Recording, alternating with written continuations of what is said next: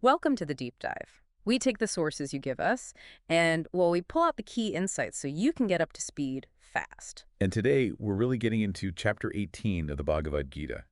We're using Swami Dayananda's home study and also Swami Viditapananda's lectures. Yeah, this final chapter, it's a big one. Huge. Many, including the great Shankaracharya, see it as summarizing the entire Gita, even the essence of the Vedas and Upanishads. It really focuses on moksha, liberation. And a key concept we'll be unpacking is sannyasa, renunciation. Exactly. Chapter 18 talks about it both as a path, a means to get there, and also as the goal itself, the state of being liberated. So, based on your request, we've structured this around four main areas from the chapter. That's right. First, we'll look at what it calls the three types of sadhanas, or means. Things like renunciation, knowledge, action. The doer, intelligence, willpower, even joy and pleasure, right? Yes, all categorized. Second, we'll summarize the karma yoga teachings in this chapter. Okay. Third, the essence of jnana yoga, as presented here. And We'll wrap up with the conclusion of Chapter 18, bring it all together. great. And just to set the scene, Arjuna's heard so much from Krishna already. Now he's asking for the real core, the absolute truth about sannyasa, renunciation, and tyaga, which is giving up. He wants it spelled out. Precisely. He wants clarity. So let's start with that first topic. The three types of sadhanas, or means. Okay. Chapter 18 gives us this really systematic way to look at things.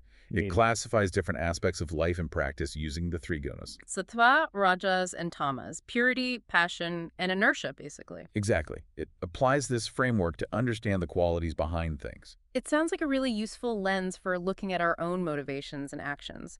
So let's start with renunciation itself, tyaga. How does it break down? Well, there are three types described. First, there's tamathic tyaga. This is when someone gives up their required duties just out of delusion. Like a total misunderstanding of what they should be doing. Yes, avoiding responsibility because of a flawed view. Right. It's rooted in inertia, ignorance. Okay. Then there's rajasic. Right, rajasic renunciation.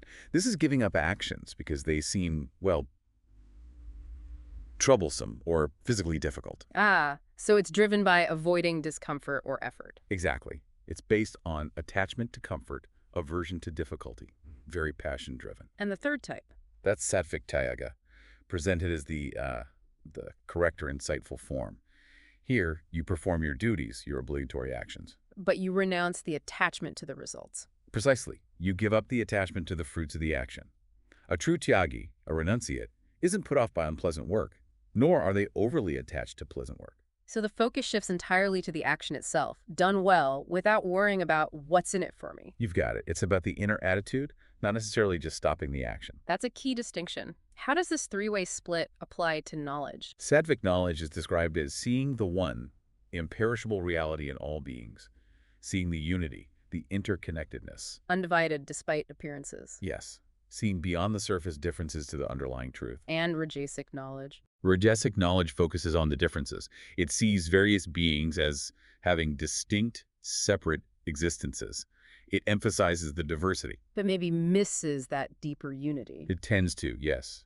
It gets caught up in the multiplicity. Then what's tamasic knowledge like? The tamasic knowledge is quite narrow. It clings to one single aspect or effect, treating it as the whole truth.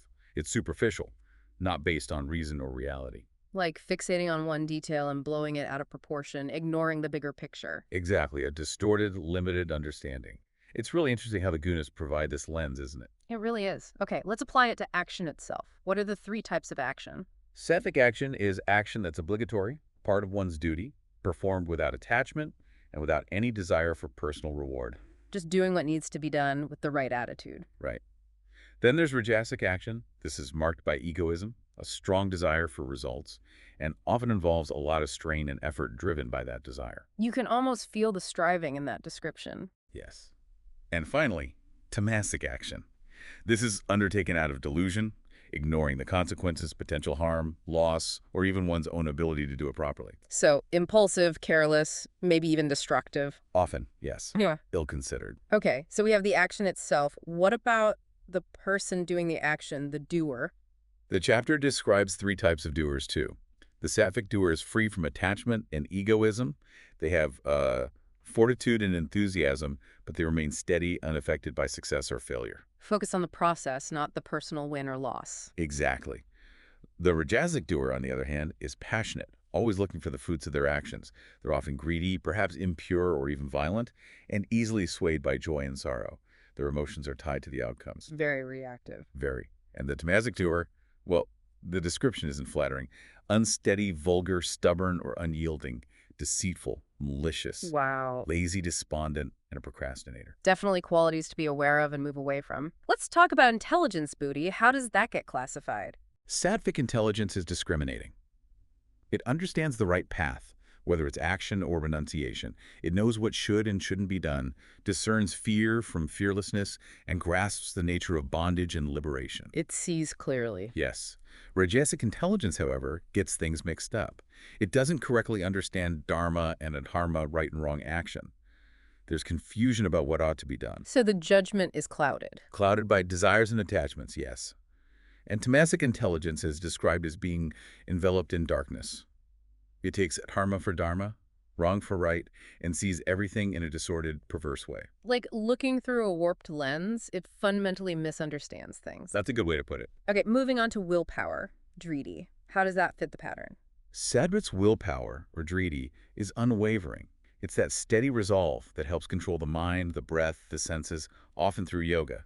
It sustains one's focus on dharma, well-being, and liberation. Real inner strength and consistency. Yes. Rajasic willpower holds fast to dharma, desires, pleasures, but primarily because of attachment to the results. The drive comes from wanting the rewards. So the persistence is there, but the motivation is different. It's outcome-driven. Right. And Tamasic willpower, well, it's more about stubbornly clinging to negative states. An undiscerning person uses it, you might say, to not give up things like excessive sleep, fear, grief, despair, or conceit. So it's a negative, stubborn persistence in unhealthy patterns. Exactly. A lack of will to change, almost. Fascinating. Finally, in this section, let's look at joy or pleasure, sukha.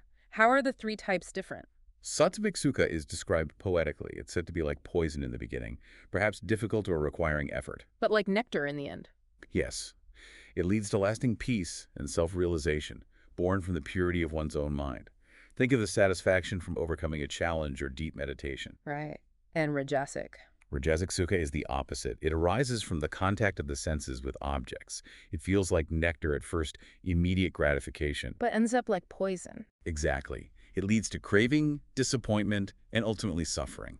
Think of indulgence that leads to regret. A very common experience. What about tamasic pleasure? Tamasic sukha deludes the self from beginning to end. It arises from things like sleep, laziness, negligence, or delusion.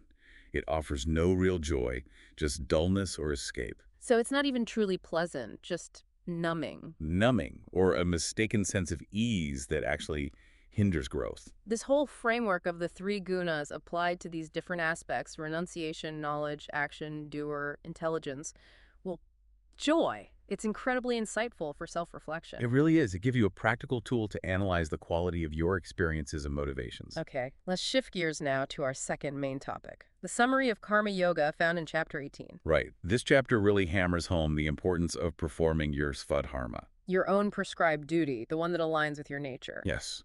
And it says performing your own duty, even if you do it imperfectly, is better than trying to do someone else's duty, even if you could do that perfectly. That's a strong statement. Why is that? Because your svadharma is aligned with your innate tendencies, your prakriti. Acting against your nature is difficult and often leads to inner conflict. The key is how you perform your own duty.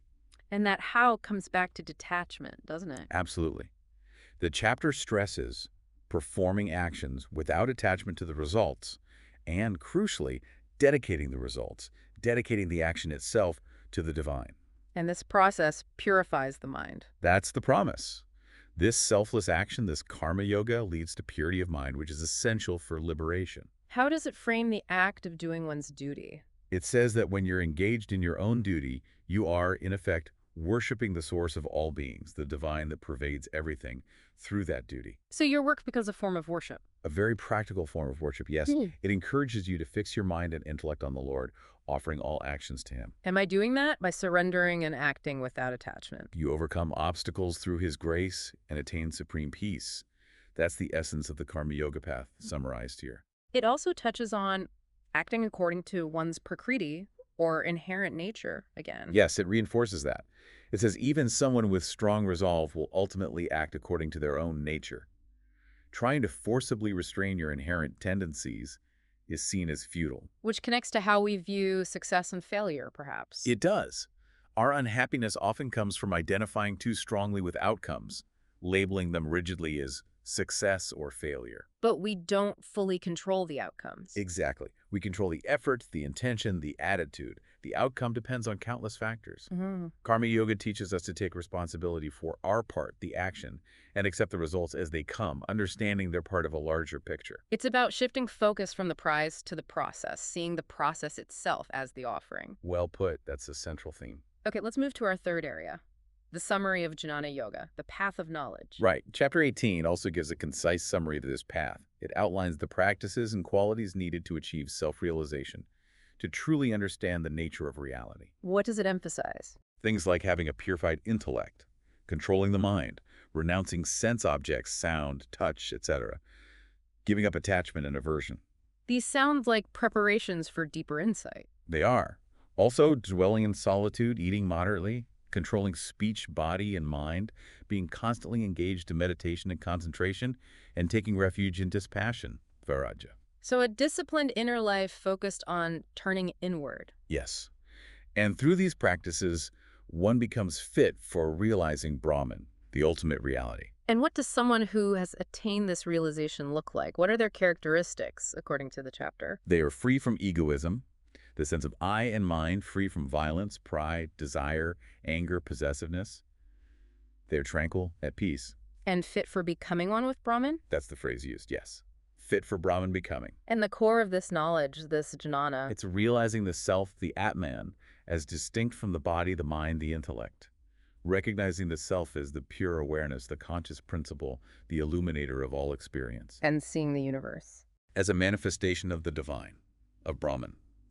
Understanding that apparent multiplicity arises from the one reality. This understanding is the wisdom. It's a profound shift in identification. Absolutely. And the chapter adds that those whose minds are fully absorbed in this reality, who see the divine everywhere and everything in the divine. They are never separated from the divine. Never. Not even at the time of death. Their knowledge, their being, abides in the divine. A state of constant communion based on that deep understanding. Yes, that's the essence of Jnana Yoga presented here. Okay, that brings us to our final section. The conclusion of chapter 18, what's the ultimate message? It culminates in a very famous and powerful verse where Krishna tells Arjuna, essentially, to abandon all dharmas. All duties and actions, in a sense. Or perhaps better understood as abandoning the attachment to performing specific actions according to limited, ego-driven ideas of duty, and instead take refuge in the Lord alone. Complete surrender. And the promise. The Lord promises, I will liberate you from all sins. Do not grieve. It's a call for total trust and reliance on the divine. That's incredibly profound. Does it say anything about sharing this knowledge? It does. It stresses that this highest teaching shouldn't be shared with just anyone, but specifically with those who are devoted, who aren't envious, and who genuinely want to understand. So receptivity is key. Very much so.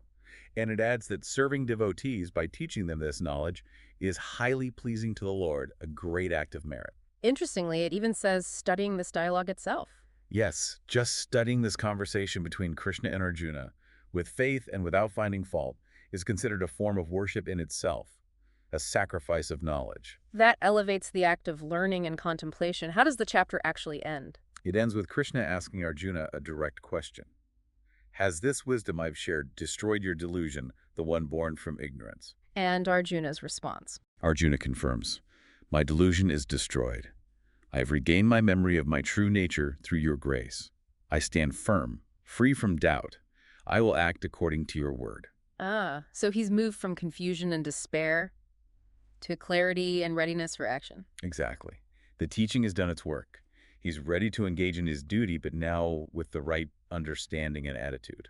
So wrapping this all up for you, our listener, this deep dive into chapter 18 really gives a complete roadmap, doesn't it? It does. It offers this incredible framework, the gunas, for understanding ourselves and the world, our actions, our knowledge, even our joy. And it encourages that shift away from just chasing results. Courts valuing the action itself, the intention behind it, performing it as an offering, that's the heart of karma yoga here. Well, Jnana Yoga points towards that ultimate understanding of who we truly are beyond the body and mind. The aware, conscious self seeing the divine in everything. It really emphasizes that interplay between inner renunciation, letting go of ego and attachment, and that deep experiential wisdom. Both are needed for liberation. So here's something to leave you with. Think about those three types of sadhanas we discussed, the tamasic, rajasic, and sattvic qualities.